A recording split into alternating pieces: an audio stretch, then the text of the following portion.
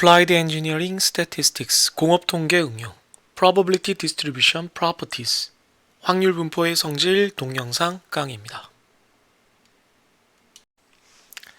네, 겨스 생활 보통 이제 제가 저를 김겨스라고 부르기 때문에 안슬기로운 겨스 생활이라는 그 타이틀이라고 해야 되나? 태그를 달고 페이스북에 이런저런 학생들과의 에피소드나 혹은 이제 그냥 정말로 교수로서의 일들을 종종 쓰는 편입니다. 우리 학교에 와서 이제 학생들과 있었던 일들을 얘기하는 건 아무래도 조심스럽다라고 지난번에도 얘기를 했지만, 그래도 뭐 에피소드를 얘기하자면 뭐 일단은 서두에 얘기를 하고 싶은 게, 모든 선생님들에게, 모든 교수님들에게, 저만 그렇지는 않고요, 가장 기쁜 일은 졸업한 제자가 찾아오는 겁니다. 그거 이상 기쁜 일은 거의 없다라고 보시면 돼요. 물론 와서 보험을 판다거나 종교에 가입하라고 한다거나 이건 다른 문제고, 그게 아니라 그냥 뭐 제가 어디 취업을 했습니다, 혹은 이렇게 잘 지내고 있는데 뭐 우연히 교수님이 생각이 나서 찾아뵙습니다 라고 얘기하면 뭐 그것 이상 기쁜 일이 없죠. 가장 기쁘죠. 그렇기 때문에 사실은 그 교수들이 제일 싫어하는 일 중에 하나인 누군가 내 방문을 똑똑똑 두드리는 것이 그게 상대방이 싫다는 게 아니에요.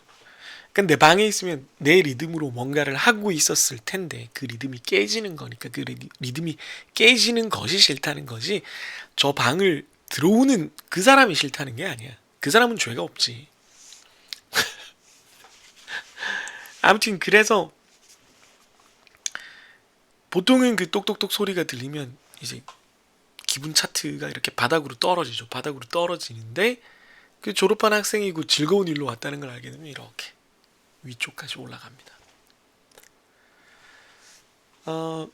많은 졸업생들이 이제 연락도 하고 다행스럽게도 또 찾아오기도 하고, 그래서 참 복받은 그런 인생을 살고 있습니다만은 기대만큼은 또 안 오는 것 같기도 하고 나 얘 많이 아꼈던 것 같은데 얘는 제가 늘 페이스북 같은 거나 카카오톡에 쓰는 문구 같은 게 있어요. 저 자식은 날 그래도 좋아하겠지, 저 자식은 나를 나에게 호감이 있겠지, 반가워하겠지 라고 생각하는 당신, 네 그렇습니다 라고 제가 이렇게 써놓거든요. 특히나 학생들에게 있어서는 그건 뭐 거의 절대적인 진리입니다. 그래도 저 선생님은 나를 반가워하겠지, 따뜻하게 맞아주시겠지, 나랑 이야기하는 걸 좋아하시겠지 라고 생각하는 학생 여러분, 네 정답입니다. 어긋남 없이 정답이고요. 그래서 나는 이런 마음인데 이제 학생 마음은 또 다르니까 당연히 뭐 그럴 수는 있습니다. 아무튼 제가 얘기하고자 하는 거는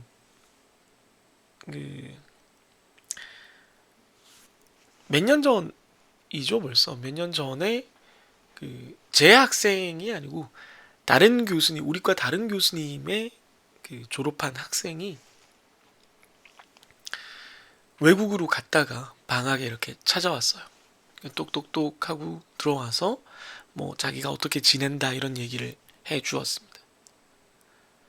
그 학생과의 얘기가 너무 이제 기쁘고 따뜻하고 또 반갑고, 당연히 그러면서 약간은 삼촌 같은 관계잖아요. 보통 이제 이걸 뭐 여러분들이 너무 그렇게 직접적인 비유가 아닌 거의 대입으로 생각할 필요는 없고, 정말 간접적인 비유지만 보통 스승과 제자를 부모 자식으로 바라보는 동양적 관점 때문에, 그리고 약간 마음이 좀 그렇게 쓰이긴 해요.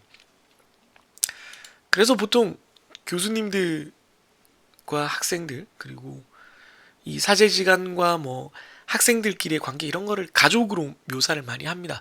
특히 이제 교수님들끼리 모여있으면 그런 식의 표현을 많이 합니다. 내 새끼라던가 자기 교수의 또 교수님은 뭐 할아버지라던가 뭐 이런 식으로 표현을 많이 합니다. 부정적이 아니라 긍정적인 경우에 보통. 그러니까 어떻게 보면 이제 다른 교수님의 학생이었으니까 저는 약간 삼촌 같은 거죠. 보통 삼촌이 제일 속이 편하잖아요. 얘가 잘 돼도 안 돼도 뭐 속 편하니까.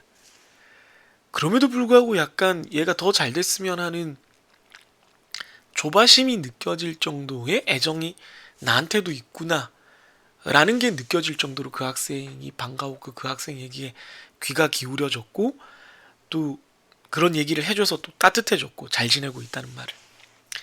그래서 그 시간 길지 않았어요. 기껏해야 5분, 10분 정도의 시간 동안 너무나 좀 충만해지는 만족감을 느끼면서 가득 차는 만족감을 느끼면서 그 학생을 이렇게 자 이제 그래 가봐 바쁠 텐데 라고 하면서 이렇게 방을 나가는 일반적인 우리 사회적인 루틴이 있잖아요. 바로 못 나가고 뭐 네 다음에 또 뵙겠습니다. 다음에 연락드리겠습니다. 잘 건강하시고 뭐 이러면서 나가는 그 수십 초 동안 참 저분의 지도 교수님이 얼마나 행복하실까. 저분의 지도 교수님이 이제 저 학생이 이제 잠깐 딴 데 가셔서 이제 저부터 들어온 거였는데 똑똑똑 두드리고 그 방문을 열고 들어가서 자신의 일을 얘기하고 내가 잘 지내고 있고 뭐 꼭 선생님 덕분에 이렇게 됐다 뭐 이런 얘기들이 없어도 전혀 없어도 그냥 내가 알고 지내던 내가 애정을 했던 좋은 관계로 함께 했었던 추억이 있는 학생이 어른이 되어가면서 사회인이 되어가면서 내가 기대했던 혹은 그 이상의 훌륭한 모습으로 성장하고 있다는 것 자체가 얼마나 큰 만족감을 줄 것인가, 얼마나 큰 행복을 줄 것인가가 상상이 되고 느껴졌던 순간이 있습니다. 그래서 이건 단일한 에피소드라기보다는 수없이 많이 발생하는 일들 중에 이제 대표적인 어떤 감정을 묘사하기 위한 상황을 말씀을 드리는 거고요.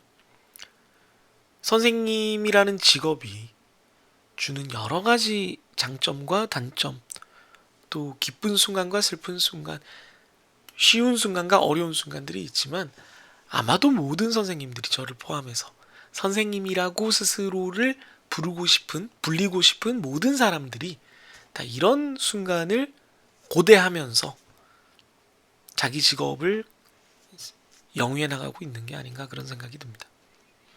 그래서 학생과의 에피소드를 앞으로도 또 여러 가지를 얘기하겠지만 이런 순간을 언급하지 않고 시작할 수는 없을 것 같아요.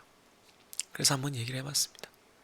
제 강의를 듣고 있는 학생 여러분들, 굳이 졸업하고 시간이 많이 지나서 뭐 이렇게 불쑥 찾아와서 아이 뭐 잘 지냈습니다 뭐 이럴 필요까지는 없어요.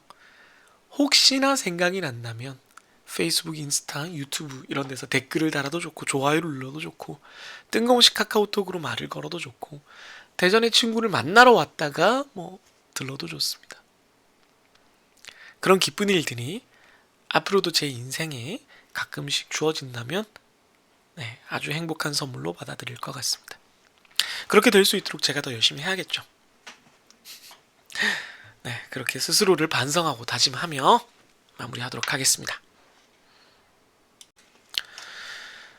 네, 확률 분포의 성질 이번엔 확률 부등식에 대해서 좀 알아보려고 합니다. 이게 사실은 확률 부등식, 그러니까 모수에 상관없는 그 확률 부등식, 그러니까 확률 분포에 상관없는 확률 부등식들이 이거 말고도 많이 있는데 가장 많이 쓰는 것들 딱 세 가지 기본 형태로부터 조금 개선된 것들까지 세 가지만 딱 살펴보고 짧게 끝내도록 하겠습니다. 네, 지금 일본 출장을 갔다 왔는데 일본 나고야를 갔다 왔더니 나고야가 좀 상대적으로 따뜻해서 그런지 뭐 돌아다니라고 얼굴도 좀 탔는데 네, 저녁 햇살이 좋더라고요. 도시가 되게 아름다웠어요. 나중에 뭐 얘기할 일이 있을 텐데 전시도 생각보다 엄청 기대 이상이었고 네, 일단 그거야 뭐 업무니까 당연한 건데 도시가 굉장히 아름다웠다. 나중에 얘기하도록 하겠습니다. 아무튼 네, 뭔 얘기를 하려다 이런 거야? 아 나고야 있다 오니까 약간 추워졌습니다. 기대값 부등식부터 보죠. 가장 넓은 범위의 부등식이고요. 좀 실제 확률값 정확한 우리가 확률 분포와 모수를 알고 있을 때의 확률값에 비해서는 범위가 되게 넓어요. 그래서 딱 그 확률값이 아니라 이거보다는 작다 이런 식으로 범위만 주어지는 겁니다. 그래서 확률 값을 구해주는 게 아니라 말 그대로 부등식 범위만 알려주는 겁니다. 즉 다시 말해서 대략적이라는 거죠. 정보가 부족할 때 쓸 수 있는 거지 우리가 확률 분포와 모수를 정확히 알고 있을 때는 이걸 쓸 필요가 없어요. 그래서 기대값 부등식을 쓰면은 만약에 어떤 x라는 확률 변수에 대해서 함수를 쓰고요. hx가 입실론보다 같거나 크다는 걔의 기대값을 입실론으로 나눈 것보다는 작다. 단 얘들은 다 양수여야 된다. 이런 조건이 붙습니다. 근데 이게 너무 좀 넓다 보니까 요거를 조금 쓰기 좋게 그리고 범위를 조금 좁힐 수 있는 방법이 뭐가 있냐 라고 했을 때 이제 마코프 부등식이 등장을 해요. 그 함수를 일반 형태 말고 hx를 절대값의 r승 이런 형태로 두는 경우를 말합니다. 절대값의 r승 형태로 두면 원래는 여기도 r승이 붙을 텐데 이렇게 r이 이제 양의 정수이기 때문에 양의 실수이기 때문에 양쪽을 날릴 수가 있어요. 음의 실수라도 날릴 수 있죠. 안쪽이 양수면 k가 양수니까 이것도 절대값이니까 양수의 n승은 위쪽을 날려도 둘 다 정비례하기 때문에 가능합니다. 그래서 아무튼 이렇게 날려가지고 우측은 근데 hx와 입실론이 각각 kr승 x 절대값의 r승이 남아있으니까 이런 꼴이 됩니다. r승은 기대값 바깥으로 못 나와요. 앞에서 얘기했던 hx에 대한 기대값 성질 때문에. 그래서 요대로 놓고 계산을 해야 됩니다. 어쨌든 어떤 절대값이 일정 범위 안에 있느냐 없느냐를 우리가 얘기할 때는 이게 훨씬 낫겠죠. 그래서 이게 조금 더 쓸모가 있는 부등식이 된다 라고 이해하면 되겠습니다. 요거를 조금 또 다르게 수정한 게 체비셰프 부등식이 있습니다. 예전엔 체비셰프라고 했었던 것 같고 다른 책은 체비셰프라고 했었던 것 같은데 요즘 그냥 체비셰프라고 하네요. 체비셰프 부등식 저는 계속 셰비라고 하게 돼요. 체비셰프 부등식은 절대값이 그냥 절대값이 아니고 평균을 뺀 것의 절대값, 그러니까 평균 편차가 일정 범위 안에 있을 확률. 이게 되게 좋죠. 내가 평균이 여기 있어. 근데 이 확률 변수가 평균에서 요 정도 범위에 있을 확률이 얼마냐를 구하고 이런 생각은 들 수 있잖아요. 그죠?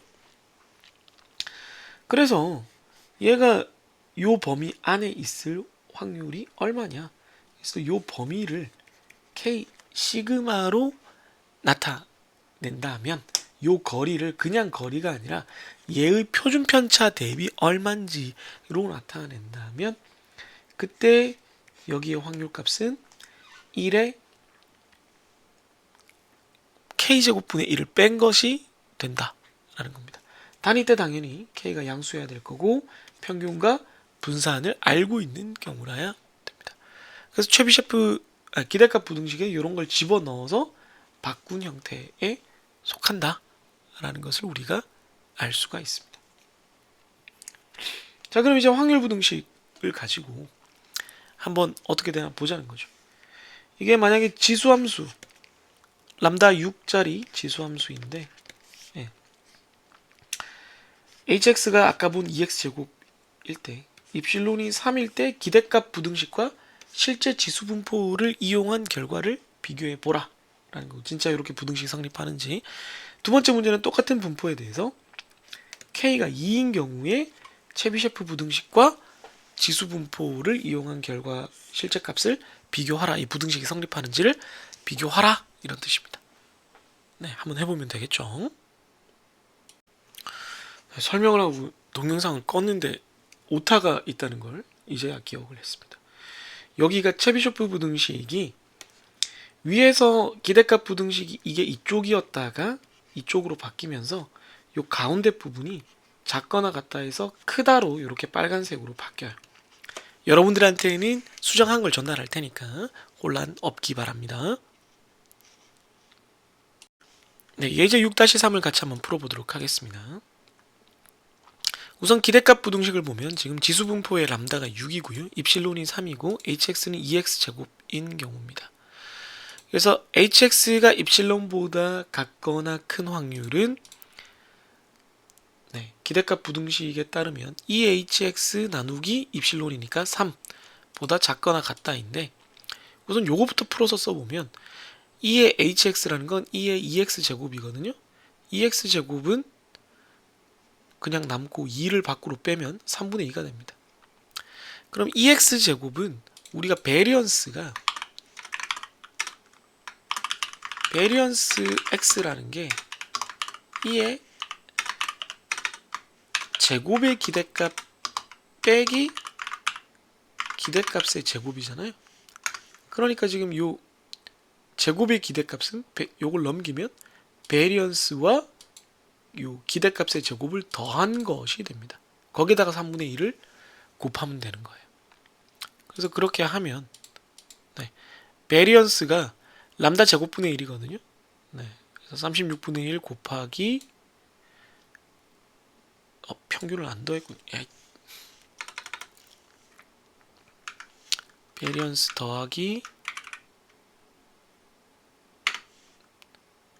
평균 1분의 람다의 제곱 분산 두 개 더하는 거랑 똑같죠. 거기에 3분의 2 곱하면 3.704%가 됩니다. 되게 크죠? 이렇게 됩니다. 그 다음 왼쪽을 보면 phx라는 건 2x제곱이 3보다 크다. 그럼 x제곱은 2분의 3보다 크다잖아요. 그러면 x가 제곱이 2분의 3보다 크다는 건 루트 2분의 3, 이 전체의 루트한 것보다 크거나 마이너스 루트한 것보다 작다인데 지수분포는 음수가 없어요. 지수분포는 음수가 있을 수가 없습니다. 지수값 자체가 음수 영역에 존재하지 않기 때문에. 그래서 얘만 남습니다. 그럼 얘가 2분의 3보다 루트 2분의 3보다 클 확률을 구하면 1 빼기 지수함수 루트 2분의 3 람다 넣고 누적 이렇게 하면 되겠습니다. 0.064% 나오죠. 그럼 왼쪽을 구했더니 0.064%, 오른쪽을 구했더니 3.704%. 작거나 같다. 성립하죠. 좀 지저분했지만 됐습니다. 체비셰프 부등식으로 보겠습니다. 역시 람다는 6이고 K는 2입니다. 붙여넣을까요? 표준 편차는 람다 제곱분의 1이 분산이고 표준 편차 시그마는 그냥 람다분의 1이니까 이렇게 됩니다. 6분의 1이란 얘기죠. x-뮤가 k 시그마보다 작다인데 k가 2예요.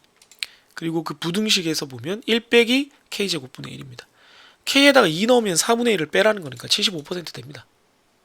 75%보다 얘가 커야 되거든요. 진짜 큰지 한번 보죠. 진짜 요 값을 진짜 구한 걸 한번 봐야 되겠죠. 그랬을 때 x- 기대값 6분의 1이죠. 람다분의 1이 작다. k가 2죠. 2 곱하기 시그마가 또 6분의 1이라 그랬어요. 이렇게 됩니다. 그럼 범위가 이게 사실은 정확히는 마이너스 6분의 1부터 6분의 3까지예요. 근데 지수분포니까 마이너스 6분의 1이라는 게 있을 수 없기 때문에 0이고요. 6분의 3은 2분의 1이 됩니다. 그래서 그냥 x가 2분의 1보다 작을 확률이 돼요. 그럼 지수분포 2분의 1 람다 넣고 누적 true 하면 95% 나오니까 맞다. 얘가 75%보다 크다.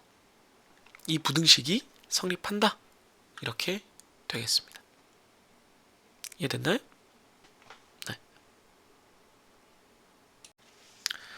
QQ 플롯입니다. 여기랑 이제 다음 부분은 우리가 확률 분포를 여러 가지를 배웠는데 어떤 자료가 이 확률 분포를 따르는가?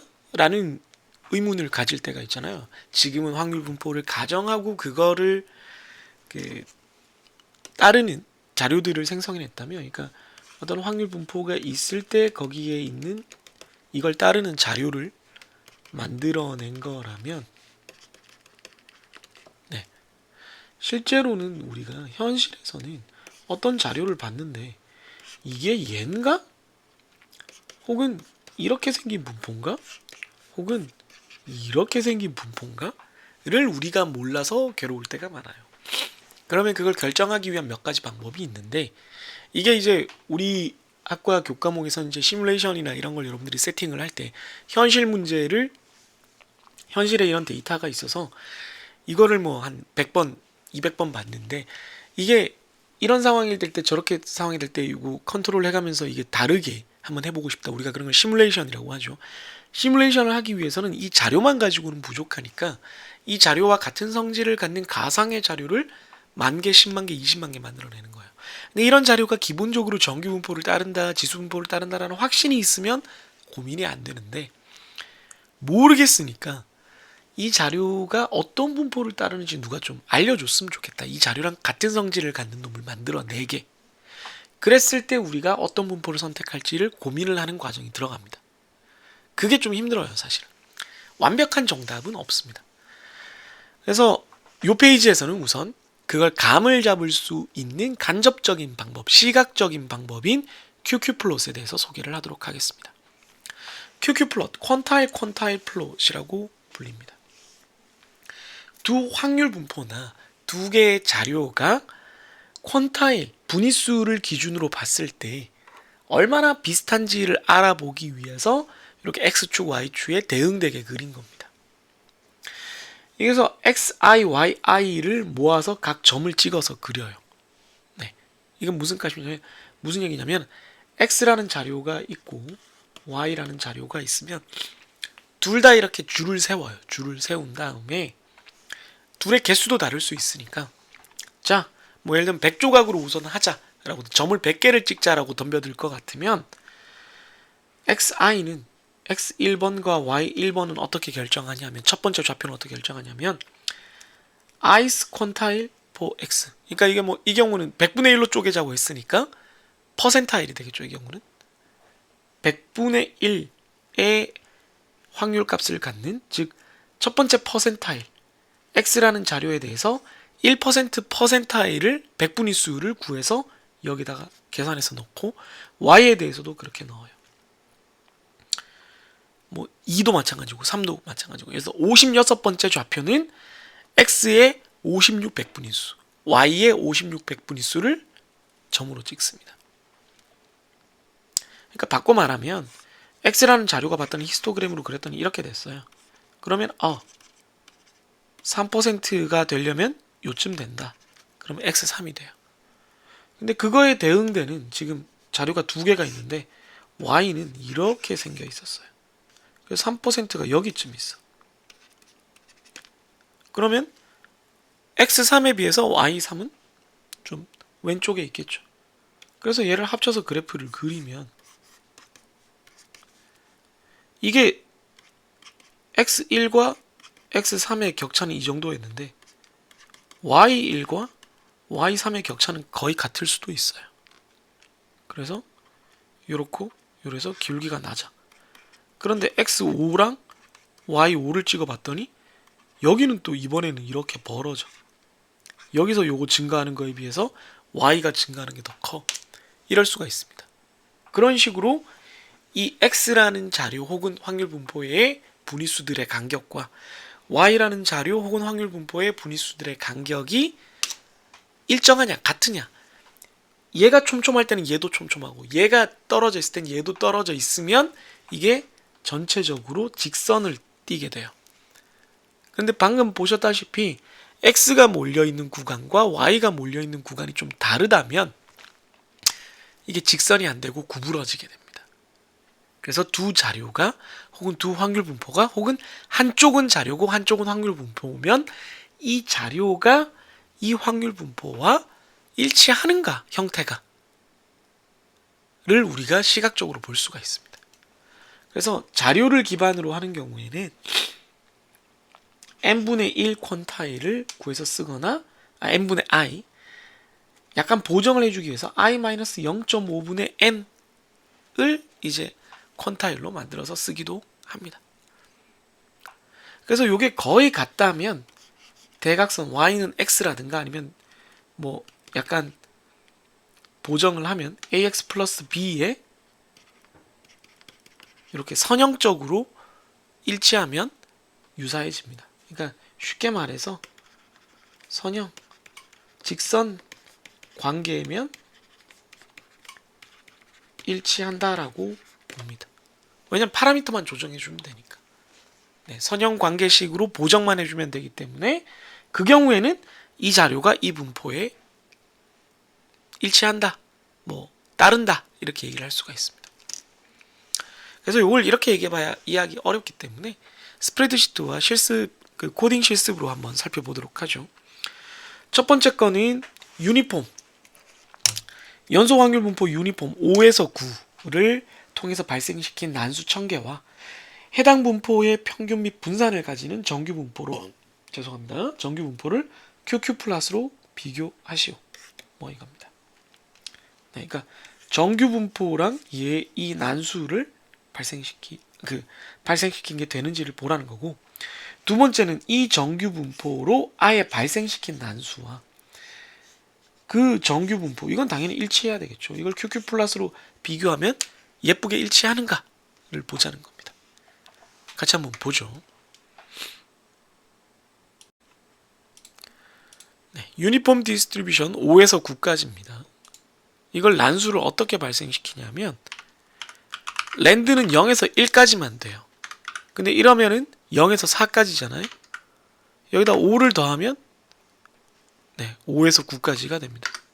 이러면 할 때마다 달라지는, 옆에 아무거나 써도 달라지지만 5에서 9까지를 발생시키는 게 됩니다. 그렇게 해서 1000개를 이렇게 발생을 시켰습니다. 제가 그냥 보세요. 발생을 시켜놨으니까. 그런 다음에 제가 이걸 소팅을 해요. 정렬을 쫙 합니다. 그래서 5에서 8.9961까지 쫙 정렬이 됐습니다. 유니폼 디스트리뷰션 균등 분포가. 그래서 얘가 이거보다 작을 확률은 얘가 몇 번째 퀀타일이냐라고 따지면 얘는 첫 번째 값이잖아요. 그러니까 1000분의 1이죠. 얘가 어떤 분포를 따르는지 모르지만 이건 실측값 스몰 x니까 확률 변수 라지 x가 얘보다 작을 확률은 1000분의 1이죠. 작거나 같을 확률은 얘를 포함하니까 1000분의 1입니다. 두 번째 얘 5.0005보다 작거나 같을 확률은 1000분의 2고요. 쭉 해서 1까지 가는 거죠. 그래서 예를 들어 퍼센타일로 따지면 이 자료만 봤을 때, 이 확률 변수에 대해서 우리가 아는 게 이 자료밖에 없다라고 했을 때 이 자료의 첫 번째 백분위수 1백분위수는 5.01521이 됩니다. 이거랑 대응되는 정규 분포를 생각을 해보죠. 이거랑 대응되는 정규 분포는 사실은 이 x의 평균과 분산으로 해야 되는데요. x의 평균과 분산으로 하죠. 그러니까 정확히는 5와 9 범위를 갖는 균등 분포의 평균은 7이고 분산은 9 빼기 5의 제곱을 12로 하는 거기 때문에 그걸 루트 취하면 표준 배제가 1.155입니다. 그런데 샘플 x바와 s로 따지면, 왜냐면 우리는 사실은 이 샘플밖에 모르니까 이걸로 따진다고 치면은 소트로 해도 되고 그냥으로 해도 됩니다. 이거고요. 조금 다르죠. 그리고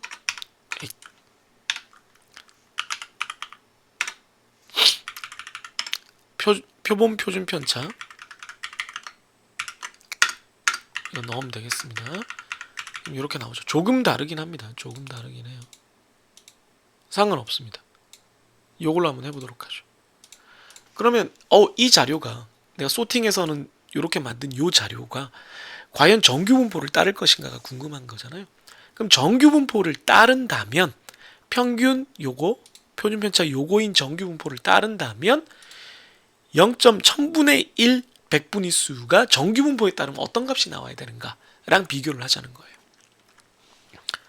그러면 제가 지금 이렇게 해놨는데 지금 얘를 넣어놨는데 바꾸면 됩니다. 바꾸면 돼요. 평균을 얘를 넣고 표준 편차를 얘를 넣으면 됩니다. 그리고 이걸 다 복사를 하면 됩니다. 네. 그럼 아까 본 1 백분위수, 그러니까 10 천분위수죠. 그러니까 이 주어진 자료 중에는 1% 하위 1%에 해당하는 놈이 5.0151이었는데 정규 분포 얘의 평균인 6.9771과 얘의 표준 편차인 1.15614를 따르는 정규 분포의 하위 1%는 4.2875. 다르죠. 많이 다릅니다. 그래서 계속 이렇게 구해봐도 좀 다릅니다. 이걸 0.5로 빼주는 보정, 강의 자료에 있는 것처럼 그걸 적용해봐도 조금 다릅니다. 더 다르네. 심지어. 뭐야? 잘못됐네요. 네. 네. 방금 4.2875였는데 4.2654. 더 달라집니다. 더 달라지죠. 그래서 y는 이퀄 x의 라인은 뭐 요거 그대로일 테니까 요 대각선을 요걸로 그리고 그래프를 한번 찍어보면 이렇게 됩니다. 대각선은 요 빨간색이고요. 요 QQ 플러스는 이렇게 됩니다. 가운데 부분은 이 정규 분포에 좀 따라갈 것 같다가 중간중간 아닌 데가 드러나고 꼬리 쪽은 완전히 어긋나는 이런 모습을 보여줍니다. 그래서 이거 정규 분포가 좀 아닌 것 같은데 이런 생각을 하게 됩니다. 하는 게 정상이에요. 그래프가 지금 좌우로 너무 늘어나 있어서 그런데 약간 대각선 모양 비슷하게 만들면 여기나 여기 이런 데가 많이 어긋나 있는 걸 볼 수가 있습니다. 그 다음 또 다른 형태로 한번 보도록 할게요.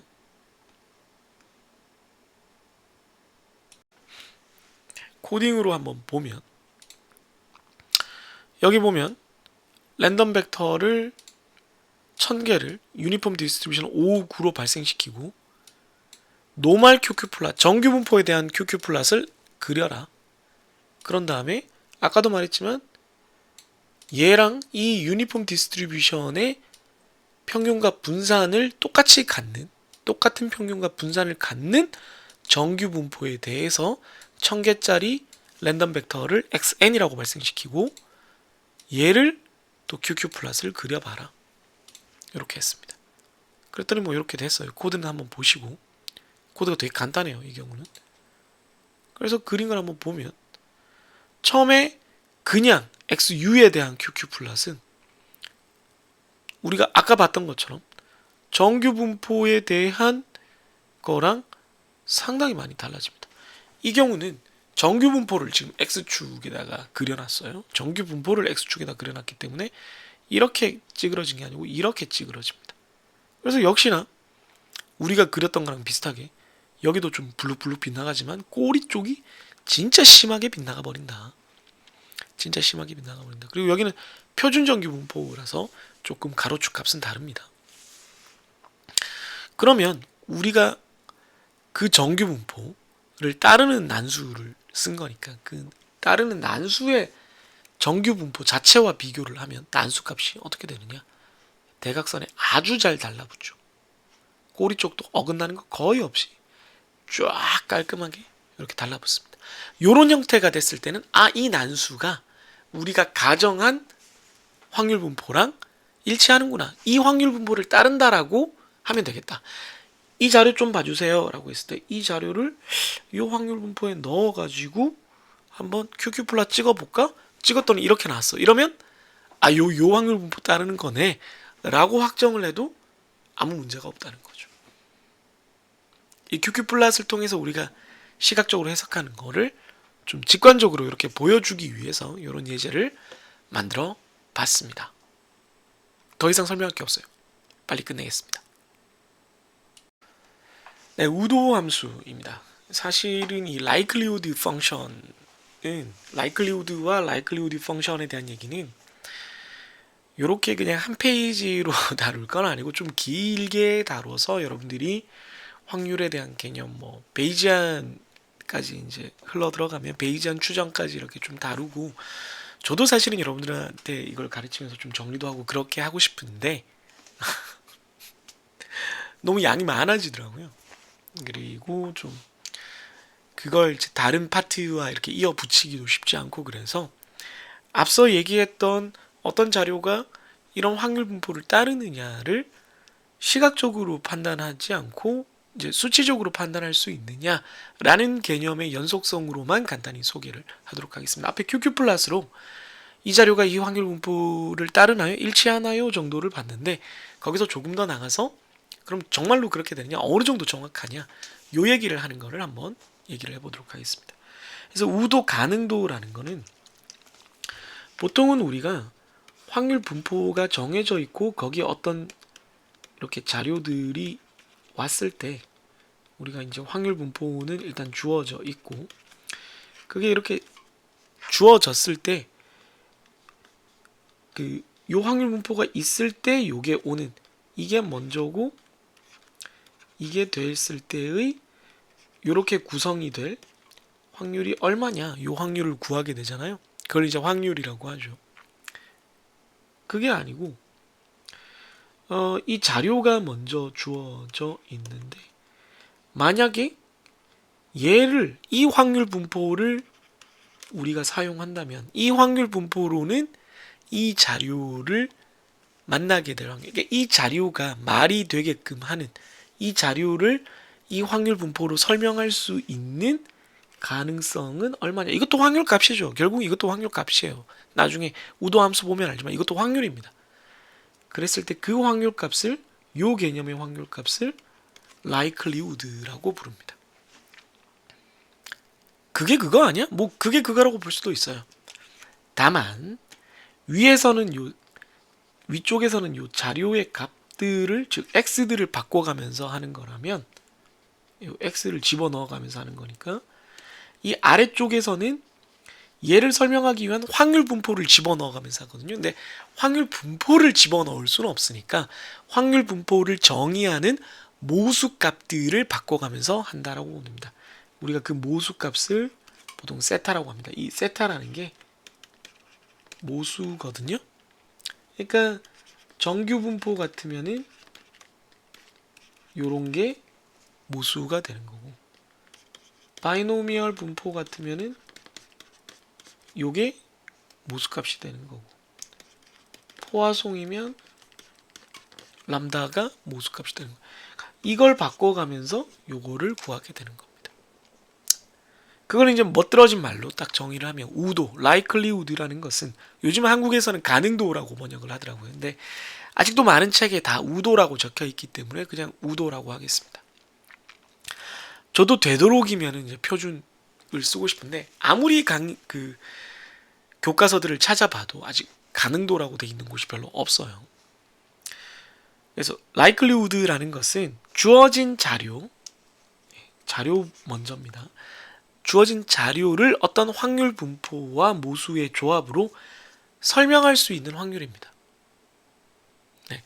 어떤 확률 분포를 어떤 모수로 결정을 하면 이 자료는 몇 %로 발생한다 라는 겁니다. 쉽게 말해서 지금 앞면 2개 가렸네요. 앞면 2개, 뒷면 2개의 결과가 나왔어요. 동전을 4번 던졌는데. 이걸 바이노미얼 분포로 설명을 하려면 N사 P 0.5가 제일 좋은 답변일 거예요. 이랬을 때 얘가 발생할 확률이 있겠죠. 근데 어떤 사람이 꼬여가지고 아닌데 N은 5고 P는 0.3인데 이렇게 우겨가지고 요 2가 발생할, 두 번 나왔잖아요. 이 가능성을 구하라. 할 수야 있겠죠. 할 수는 있는데 좀 떨어지죠, 확률이. 그러니까 어떤 경우에 이게 제일 잘 성립하느냐를 우리가 이제 제일 말이 되는 경우가 어떤 경우냐 하는 겁니다. 그래서 이걸 일반적인 함수 형태로 만들면 이제 확률 분포는 좀 결정됐다라고 치면 주어진 자료에 대한 우도를 모수의 함수로 나타낸 것이 됩니다. 그러니까 자료는 주어져 있는데 세타가 달라졌을 때의 전체 가능성, 우도를 나타낸 겁니다. 이건 정확히 구하면 이 자료를 요 확률 분포의 요 파라미터 그 모수값으로 확률 계산을 한 것이 됩니다. 만약에 자료들이 다 독립적이라서 독립확률로 계산을 할 수 있다 그러면 각각의 자료에 대해서 요 확률 분포로 요 파라미터를 넣어서 구한 확률 값들을 다 곱한 것이 됩니다. 다 곱한 것이 돼요. 로그 우도 함수, 이걸 각각 로그를 취해도 이 확률을 올리는 게 로그 값을 올린 거랑 똑같으니까 이제 1대1 대응이 되거든요. 그랬을 때 곱이 로그를 취하게 되면 합으로 바뀌는 장점이 있습니다. 확률 값에 로그 값들을 다 더한 걸로 바뀌게 돼서 요게 조금 다루기가 편해요. 곱보다는 아무래도 합이 다루기 편하기 때문에 보통 라이클리우드를 로그 라이클리우드, 로그 우도를 통해서 많이 다루게 됩니다. 그럼 다시 도대체 이걸 우리가 왜 배우고 왜 다루어야 되는가? 앞에서도 말했지만 어떤 자료에 대해서 우리가 어떤 확률 분포를 선택을 해야 옳을 것인가, 이 주어진 자료는 어떤 확률 분포를 따른다라고 우리가 얘기를 할 수 있는가 라는 의문에 답을 하는 방식이 시각적으로 대충 봤을 때는 QQ 플랫이 반듯하게 그려지면 되는 것이고, 수치적으로는 이 확률 분포, 저 확률 분포, 저 확률 분포 파라미터도 다양하게 넣어 봤을 때 우도 혹은 로그 우도가 최대가 되는 경우를 선택을 하면 되겠다라는 겁니다. 그래서 예제를 만들어 놨어요. 바이노미얼 20에 0.3이라는 파라미터를 주고 난수를 발생시켜요. 그럼 사실은 우린 정답을 알고 있죠. 근데 정답을 모르는 척하고 n은 그대로 두고 n은 그냥 20으로 두고 p 0.2, 0.4, 0.6으로 바꿔가면서 우도를 구하라. 우도 대신 로그 우도를 구해도 됩니다. 그럼 정말로 0.2, 0.4, 0.6으로 구했을 때 혹은 0.3에 대해서도 구했을 때 0.3에서 제일 커지느냐를 한번 보자라는 얘기입니다. 다시 한번 두 번째 예제는 이렇게 난수를 발생시켰을 때 이항분포랑 포화송분포 중에 어느 것이 더 적절한지를 진짜 우도 함수를 통해서 한번 계산을 해서 결정을 해봐라. 정답은 이항분포인데 정말로 그렇게 되느냐라는 걸 한번 해보라는 얘기가 되겠습니다. 재밌죠? 예제 한번 풀어볼게요. 여기 보면 프롬프트가 랜덤 벡터 xb를 바이노미얼 디스트리뷰션 n20p3에 대해서 1000개를 발생시켜라 라고 되어 있습니다. 그래서 보면 이렇게 np 랜덤 바이노미얼 이렇게 생겼어요. 넘파이로 되기 때문에 바이노미얼은 20, 0.3 사이즈 1000 발생시켰습니다. 그런 다음에 이제 로그 라이클리우드 계산을 하기 위한 요 함수, 바이노미얼에 대한 로그 라이클리우드 값을 계산하기 위한 함수를 얘가 하나 만들었습니다.